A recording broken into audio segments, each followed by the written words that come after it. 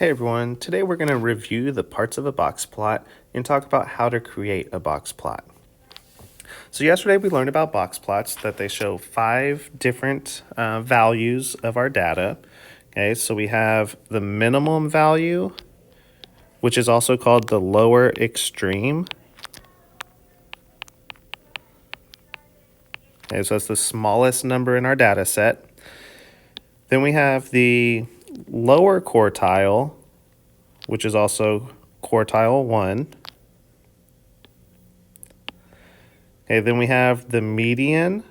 Okay, the median is quartile 2, so that's the middle of our data. Okay, and then we have quartile 3, which is also the upper quartile. Okay, and then we have our maximum value, or sometimes called the upper extreme. So these are the 5 data points that are shown within our box plot.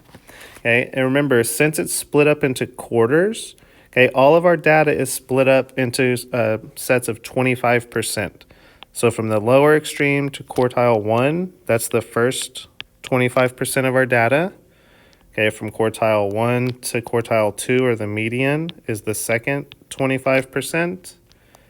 Okay, quartile 2 to quartile 3 is the third 25%.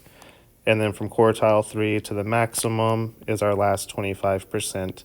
And we see that it equals 100% of our data. Okay, and then one other thing that we get asked about is the interquartile range. Okay, so the interquartile range, or sometimes called the IQR, okay, is the range of the box. Okay, because the box is our 2 interquartiles. Okay, so we have that 25% and 25%. So our interquartile range is the middle 50% of the data. Okay, so if you were analyzing it, this middle 50% is where you're most likely, okay, going to be able to predict what maybe the next values would be or how much you would have. Okay, so the interquartile range is going to be the range of the box. All right, so now let's talk about how to create a box plot.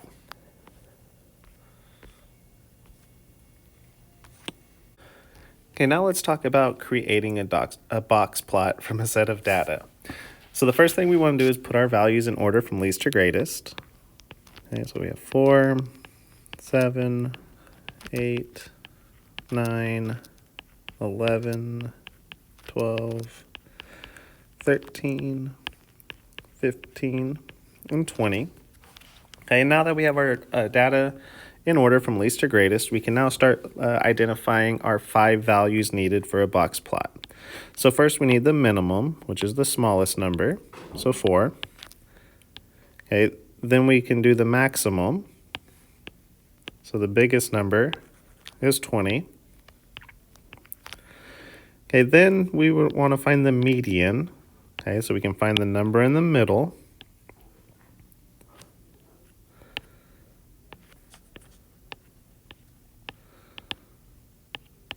So we have 11 in the middle.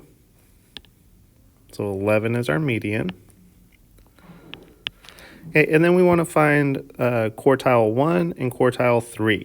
So to find quartile 1 and quartile 3, we're just finding the median of the top and bottom half. Okay, so for quartile 1, I want to find the median of the bottom half. Okay, so I have 7 and 8 in the middle. So 7 plus 8 is 15, and half of that is 7.5. Okay, and then we need to find the median of the upper half. Okay, so when I find the median of my upper half, I have 13 and 15 in the middle. So I need to add them together and divide by 2 to get quartile 3 to be 14. So now we can create our box plot since we have all 5 values. Okay, so we had 4, 7.5, so in between 7 and 8, 11, 14, and 20. Okay, so now if we bring those dots just above each one,